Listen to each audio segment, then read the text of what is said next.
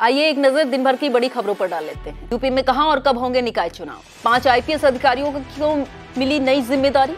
अब किस चर्चित नेता का टूट सकता है घर? किस बड़े नेता के बाउंसर से मोदी विरोधी फील्डिंग हो सकती है fail?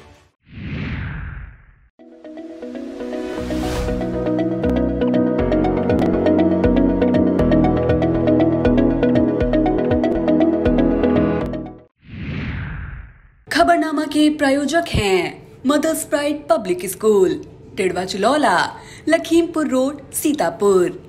GD Goenka public school, निकट खैराबाद टोल प्लाजा, सीतापुर।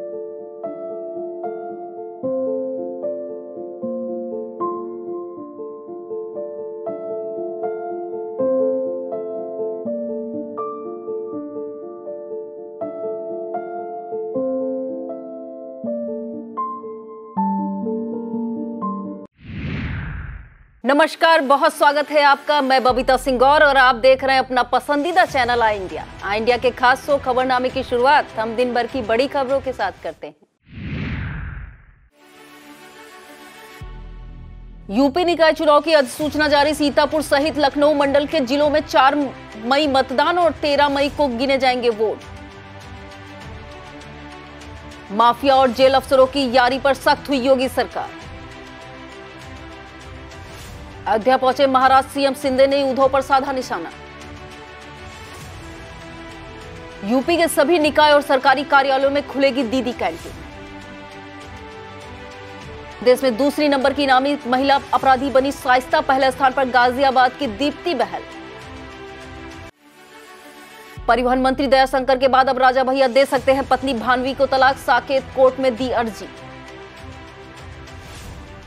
तैलिक महासंघ की सीतापुर इकाई के शपथ ग्रहण में दिखा समाजवादी जमावड़ा। लखीमपुर खीरी के रामलोक में आग लगने से राख में बदले 3 दर्जन घर, मदद को पहुंचा तहसील प्रशासन। पिछले काफी समय से 2 कदम आगे 4 कदम पीछे चल रही यूपी के निकाय चुनाव की गाड़ी आखिरकार आगे बढ़ ही गई। राज्य निर्वाचन आयोग ने रविवार शाम चुनाव की तारीखों का ऐलान कर दिया। इसी के साथ पूरे प्रदेश में आचार संहिता लागू हो गई है। निर्वाचन आयोग द्वारा जारी कार्यक्रम के अनुसार यूपी में निकाय चुनाव 2 चरणों में कराए जाएंगे।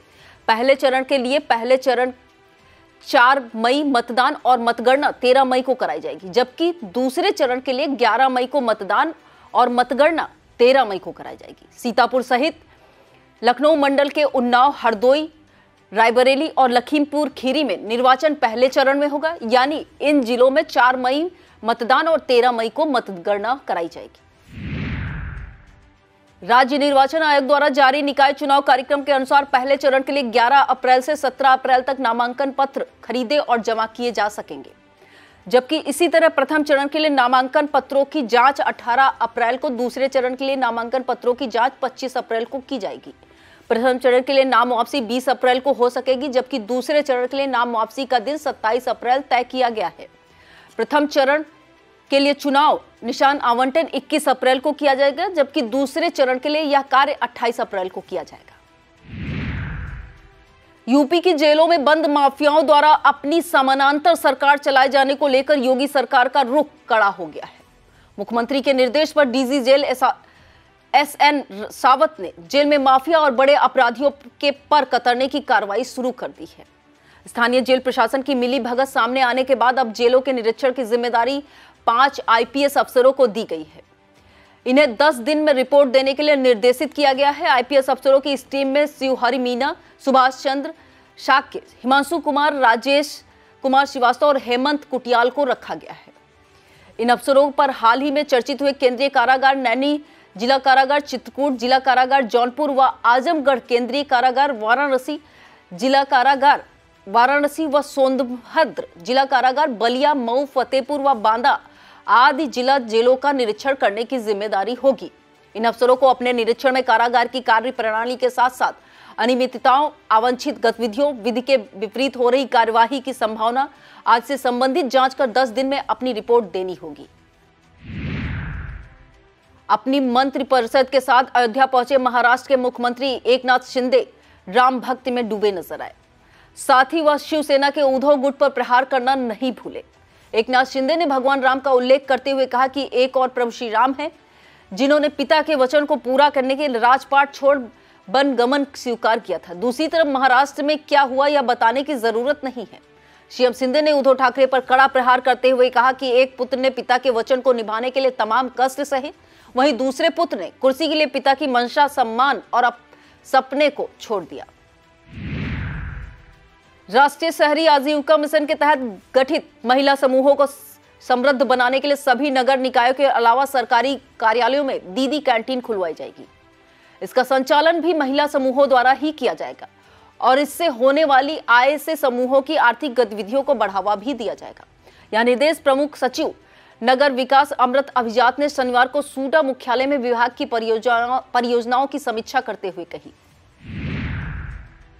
माफिया अतीक अहमद की पत्नी शाइस्ता परवीन यूपी के सेकंड टॉप इनामी अपराधी बन गई हैं। उमेश पाल हत्याकांड से बौखलाई पुलिस शाइस्ता पर इनाम की धनराशि को और भी बढ़ाने की तैयारी में है। चंद दिनों में अगर शाइस्ता यूपी की मोस्ट वांटेड अपराधियों की फहरिस्त में सबसे ऊपर नजर आए तो कोई हैरत की बात नहीं होगी। दरअसल उमेश पाल हत्याकांड की साजिश में शामिल शाइस्ता परवीन पर प्रयागराज पुलिस कमिश्नरेट ने इनाम की धनराशि चंद घंटों में 25,000 रुपए से बढ़ाकर 50,000 रुपए कर दी है। उच्च पदस्थ सूत्रों की माने तो इस धनराशि को बढ़ाने का प्रस्ताव जल्द ही डीजीपी मुख्यालय और शासन भेजा जाएगा ताकि घटना में शामिल अतीक के पुत्र समेत 5 शूटरों की तरफ शाइस्ता की गिरफ्तारी पर भी इनाम की धनराशि बढ़ाकर 5 लाख रुपए किया जा सके। इस प्रस्ताव को मंजूरी मिलते ही शाइस्ता का नाम यूपी के मोस्ट वांटेड अपराधियों की सूची में शामिल हो जाएगा। इस सूची में पहले स्थान पर गाजियाबाद की दीप्ति बहल हैं। बहुचर्चित बाइक वोट घोटाले में EW की सिफारिश पर शासन ने मुख्य आरोपी संजय भाटी की पत्नी दीप्ति बहल पर इनाम की धनराशि 5 लाख रुपए की थी। परिवहन मंत्री दयाशंकर सिंह और उनकी पत्नी पूर्व राज्य मंत्री स्वाति सिंह के तलाक के बाद अब जनसत्ता दल लोकतांत्रिक के अध्यक्ष एवं कुंडा के विधायक रघुराज प्रताप सिंह उर्फ राजा भैया और उनकी पत्नी भानवी कुमारी के बीच तलाक की चर्चाएं तेज हो गई हैं। बताया जा रहा है कि राजा भैया ने पत्नी से तलाक लेने को लेकर दिल्ली के साकेत पारिवारिक न्यायालय में अर्जी भी दे दी है। बता दें कि हाल ही में भानवी कुमारी द्वारा राजा भैया के करीबी अक्षय प्रताप सिंह के खिलाफ धोखाधड़ी की FIR कराने पर पति और पत्नी के बीच अनबन होने का मामला पहली बार सामने आया था। अब राजा भैया द्वारा कोर्ट में तलाक लेने की अर्जी देने की चर्चा जोरों पर है। यह भी कहा जा रहा है कि राजा भैया द्वारा कोर्ट में दाखिल तलाक की अर्जी में पत्नी भानवी पर कई गंभीर आरोप लगाए गए हैं। राजा भैया भानवी का विवाह 27 साल पहले हुआ था और उनके 4 बच्चे हैं। एनसीपी सुप्रीमो शरद पवार के बाउंसर ने विपक्षी की फील्डिंग को सवालों के घेरे में ला दिया है।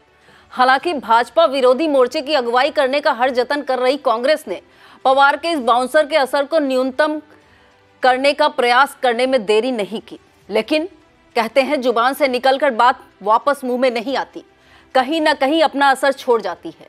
फिलहाल यही हाल भाजपा को घेरने में जुटे विपक्षी दलों का हो रहा है। शरद पवार ने अडानी मामले पर जिस तरह कांग्रेस सहित अन्य विपक्षी दलों से जुड़ा स्टैंड लिया है, इसके बाद कई तरह की चर्चाएं शुरू हो गई। हालांकि इन दलों के अंदर से डैमेज कंट्रोल तुरंत शुरू हो गया है। वैसे तो कहा जाता है कि शरद पवार कभी कुछ यूं ही नहीं बोलते, उनके द्वारा कहे गए हर शब्द के निहितार्थ होते हैं। ऐसे में पवार के ताजा बयान को कोई उनकी पीएम मोदी से नजदीकी के तराजू में तौल रहा है, तो कोई क्षेत्रीय दलों को महत्व देने पर कांग्रेस द्वारा दिखाई जा रही बेरुखी पर इसे पवार का माइंड गेम बताया जा रहा है। यूपी के बिजली विभाग में प्रबंधन और कर्मचारी संगठनों के बीच सतह के ऊपर भले ही शांति नजर आ रही हो, पर सतह के नीचे जो खामोशी है वह किसी आने वाले तूफान की ओर इशारा कर रही है। इसकी साफ वजह यह है कि प्रबंधन विद्युत कर्मचारियों संगठनों की हड़ताल को अपनी शान में गुस्ताखी मानते हुए हड़ताल की अगुवाई करने वाले कर्मचारी नेताओं को बख्शने के मूड में नहीं नजर आ रहे हैं। प्रबंधन हाईकोर्ट की सख्ती को हड़ताली कर्मचारी नेताओं पर सख्ती करने में मुंहमांगी मुराद जैसा मान रहा है। वहीं कर्मचारी संगठन उस समझौते को याद कराना शुरू कर चुके हैं जिसमें ऊर्जा मंत्री ए.के. शर्मा ने इसी साल के मार्च महीने में हुई हड़ताल समाप्त करने के लिए हुए समझौता वार्ता के दौरान सभी प्रकार की उत्पीड़नात्मक कार्रवाई वापस लिए जाने का भरोसा दिया था। हालांकि कर्मचारी संगठन फिलहाल हाईकोर्ट के हथौड़े की चोट से एक समान बैकफुट पर हैं।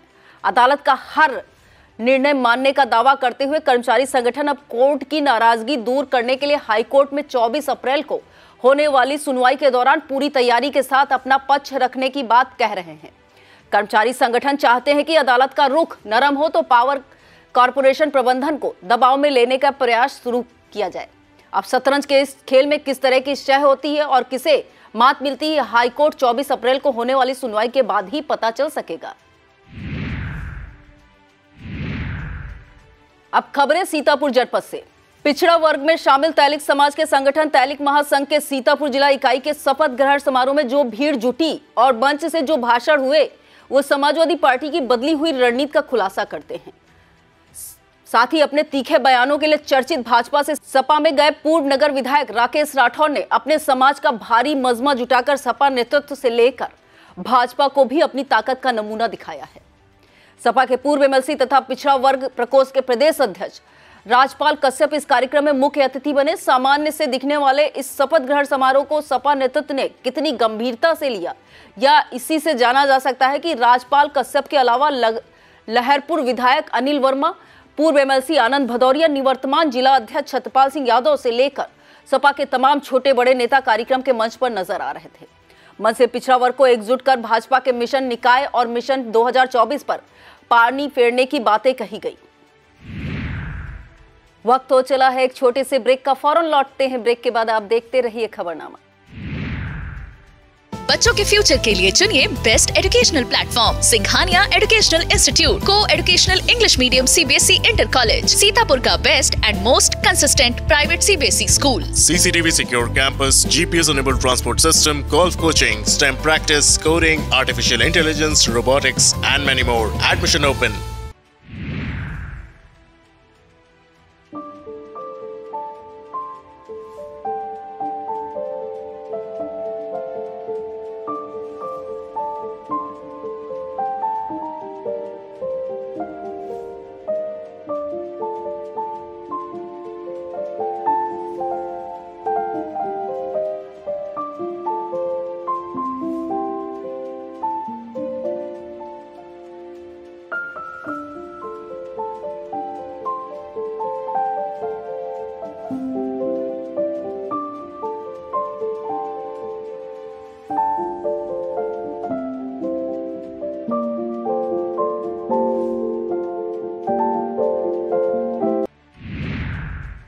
सीतापुर शहर के उत्सव गेस्ट हाउस में तैलिक महासंघ की जिला इकाई का शपथ ग्रहण समारोह पूर्व नगर विधायक राकेश राठौर द्वारा आयोजित किया गया, जिसका संचालन विजेंद्र राठौर ने किया। इस कार्यक्रम में राहुल राठौर को जिला अध्यक्ष, प्रदीप राठौर को जिला महामंत्री, रामकृष्ण राठौर और भारत प्रसाद राठौर को जिला उपाध्यक्ष, मुन्नालाल राठौर को कोषाध्यक्ष, ब्रज किशोर राठौर को जिला सचिव, शंकर राठौर को नगर अध्यक्ष, संजय राठौर को जिला युवा प्रकोष्ठ, अंकित राठौर को नगर अध्यक्ष प्रकोष्ठ के पद पर शपथ दिलाई गई। इस आयोजन के पीछे की मंशा क्या थी या क्या है, इसे जानने के लिए कार्यक्रम का स्तर खुद में काफी है। इससे जहां पूर्व विधायक राकेश राठौर की पत्नी नीलकमल राठौर के नेतृत्व में अच्छी खासी संख्या में महिलाओं की मौजूदगी थी, तो वहीं पूर्व विधायक के भाई अनुपम राठौर के साथ खासी तादाद में युवा शामिल नजर आए। यही नहीं, करीब आधा दर्जन जिलों से तैलिक महासभा के अध्यक्ष और पदाधिकारी भी पूर्व विधायक के बुलावे पर कार्यक्रम में आए थे। शहर के सिविल लाइन स्थित मिशन स्कूल में सामाजिक संस्था श्री कृष्ण नारायण सेवा समिति द्वारा cyber crime, good touch bad touch पर कार्यशाला का आयोजन किया गया। संस्था की अध्यक्ष सुनैना जैन गुप्ता ने समिति का परिचय और कार्यक्रम आयोजन के उद्देश्य की जानकारी दी।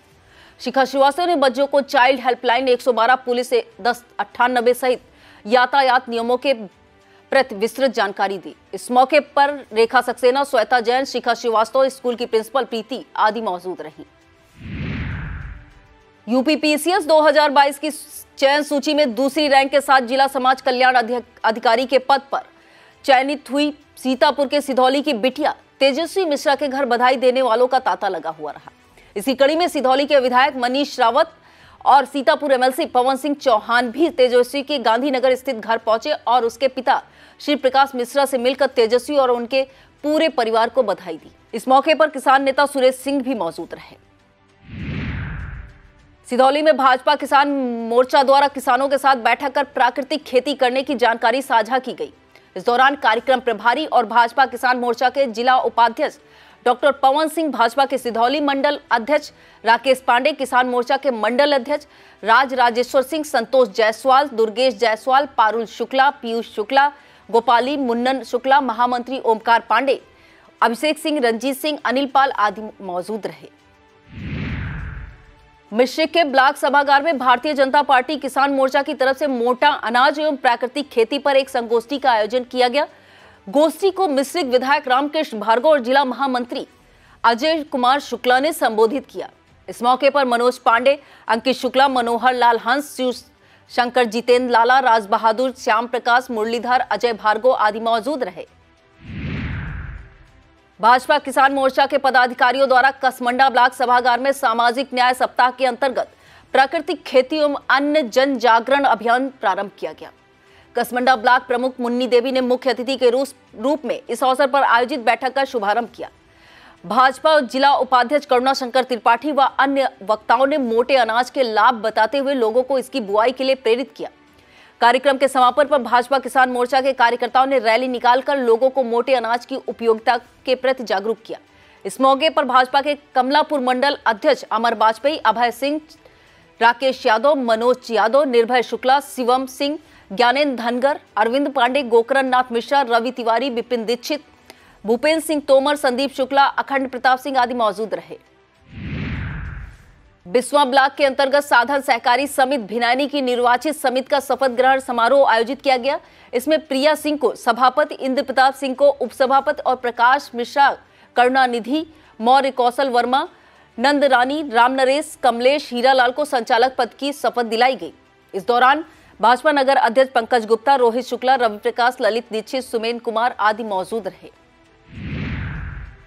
यूपीपीसीएस 2022 की चयन सूची में 20वीं रैंक हासिल कर डिप्टी कलेक्टर बनी प्रतीक्षा त्रिपाठी के घर पर जश्न सा माहौल बना रहा। इसी कड़ी में लहरपुर तहसील के अंतर्गत ग्राम दुगाना स्थित प्रतीक्षा त्रिपाठी के घर पहुंचे सीतापुर सांसद राजेश वर्मा ने कहा कि इस गांव की बिटिया ने अपनी प्रतिभा से मेरे पूरे संसदीय क्षेत्र ही नहीं बल्कि जिले का नाम रोशन कर दिया है। सांसद ने प्रतीक्षा के पिता रामप्रसाद त्रिपाठी को मिठाई खिलाकर बधाई दी और प्रतीक्षा से फोन पर बात कर उसको डिप्टी कलेक्टर पद पर चयनित होने की बधाई दी और शुभकामनाएं दी। सीतापुर शहर के आवास विकास स्थित पूर्व मंत्री स्वर्गीय बुनियाद हुसैन अंसारी के आवास पर थॉमसन बंगला में 15 अप्रैल को रोजा इफ्तार आयोजित किया जाएगा, जिसमें भारी संख्या में मुस्लिमों के साथ हिंदू भी शिरकत करेंगे। पूर्व मंत्री के पुत्र और खैराबाद के बुनियाद महाविद्यालय के प्रबंधक उरूज बुनियाद और लहरपुर विधानसभा क्षेत्र से पूर्व प्रत्याशी रहे पूर्व मंत्री पुत्र मोहम्मद जुनैद अंसारी ने इस कार्यक्रम के बारे में बताया। भाजपा के नगर अध्यक्ष आकाश अग्रवाल बजरंगी के नेतृत्व में शहर के एप्पल होटल में पार्टी का स्थापना दिवस मनाया गया। इस दौरान वरिष्ठ नेता व पूर्व सांसद जनार्दन मिश्रा मुख्य अतिथि के रूप में मौजूद रहे, जबकि संचालन युवा मोर्चा के क्षेत्रीय मंत्री आशीष कश्यप ने किया। कार्यक्रम में एमएलसी पवन सिंह चौहान, जिला अध्यक्ष अचिन मल्होत्रा, राकेश त्रिपाठी, उमाकांत मिश्रा, विश्राम सागर राठौर, राजेश शुक्ला, नैमिष रतन तिवारी, संजय मिश्रा, दिनेश शर्मा, नीरज वर्मा, राहुल जायसवाल, अजय विश्वकर्मा, अनूप विश्वकर्मा, गोविंद भारती आदि मौजूद रहे। कार्यक्रम में वरिष्ठ पदाधिकारियों के साथ शक्ति केंद्र संयोजक, प्रभारी और बूथ अध्यक्षों का सम्मान किया गया। अब खबरें लखीमपुर जनपद से। लखीमपुर खीरी जिले में अलग अलग स्थानों पर संचालित हो रहे अवैध अस्पताल और क्लिनिकों के विरुद्ध जिले का स्वास्थ्य विभाग बड़ी कार्रवाई करने की तैयारी कर रहा है। सीएमओ डॉक्टर संतोष गुप्ता ने बताया कि इस कार्रवाई को लेकर टीमें गठित कर दी गई हैं।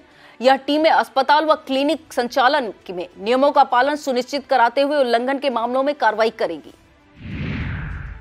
लखीमपुर खीरी के मैगलगंज थाना के अंतर्गत विद्युत तारों के आपस में टकराने से आग लगने की 2 घटनाएं हो गई। आग लगने से खेतों में पक कर खड़ी तैयार फसलें और गन्ने की काफी फसल जलकर राख हो गई।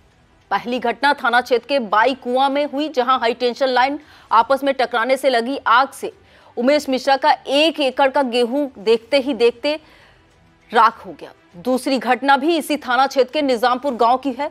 यहां भी हाई टेंशन लाइन के ढीले तार आपस में टकराने से बलविंदर सिंह का 1 एकड़ से अधिक खेत में तैयार खड़ी गन्ने की फसल जलकर राख हो गई। जब तक किसान संभल कर बचाव के लिए आते, तब तक बलविंदर का लगभग 1 एकड़ से अधिक गन्ना जलकर पूरी तरह खाक हो गया। लखीमपुर खीरी जिला मुख्यालय से करीब 60 किलोमीटर दूर नारी बेहड़ के कंपोजिट विद्यालय में डीएम महेंद्र बहादुर सिंह की अभिनव पहल best school of the week में पहला स्थान प्राप्त किया है। विद्यालय को यह मान सम्मान यहां तैनात 5 शिक्षकों की मेहनत और लगन का नतीजा, जिन्होंने अपने बूते विद्यालय की तस्वीर बदल दी है। विद्यालय की दीवारों पर खूबसूरत चित्र व स्लोगन कक्षाओं में टाइल्स लगी फर्श, लाइब्रेरी में पढ़ते बच्चे, दीवार पर लगी एलईडी या किसी कॉन्वेंट स्कूल का सीन नहीं, बल्कि नारी बेहड़ के सरकारी प्राइमरी स्कूल की हकीकत है। लखीमपुर खीरी के ईसानगर क्षेत्र के अंतर्गत रामलोक गांव में अज्ञात कारणों से लगी आग ने देखते ही देखते विकराल रूप धारण कर लिया। इस आग की चपेट में आकर करीब 3 दर्जन घर जलकर राख हो गए हैं। घटना की जानकारी मिलने पर पहुंची फायर टीम ने ग्रामीणों की मदद से कड़ी मशक्कत के बाद आग पर काबू पाया। ग्रामीणों के मुताबिक आग इतनी विकराल थी कि लोगों के घरों में रखा अनाज और गृहस्थी का सामान से लेकर नकदी जेवर कुछ भी बचाने का मौका नहीं मिला और आग देखते ही देखते लालू, रामू, ललित, राजू, श्यामू, कल्लू, बुद्धराम, राम आश्रय, राम समुझ, रमेश, राकेश, दुबर, इतवारी, उमेश, हरद्वारी, गुड्डू, सुंदर, मोहनलाल, इंदर, विनोद, मिश्रीलाल, कमलेश, आरती, अजय, राम खिलावन, राम गुलाम समेत कई अन्य घरों को अपनी चपेट में लेकर राख के ढेर में बदल दिया। आग लगने की घटना ने देखते ही देखते करीब 200 लोगों को खुले आसमान के नीचे लाकर खड़ा कर दिया। आग लगने की सूचना मिलते ही एसडीएम अनुराग सिंह की अगुवाई में राजस्व टीम ने गांव पहुंचकर पीड़ितों को राहत पहुंचाने का काम शुरू कर दिया है। लोगों को खाना, पानी और त्रिपाल आदि देकर मदद की जा रही है। इस बाबत क्षेत्रीय लेखपाल शशांक शेखर शुक्ला ने बताया कि नुकसान का आकलन किया जा रहा है, जिसके बाद पीड़ितों को आर्थिक सहायता मुहैया कराई जाएगी। यह था आज का खबरनामा। आप देखते रहिए इंडिया। मुझे दीजिए इजाजत। नमस्कार।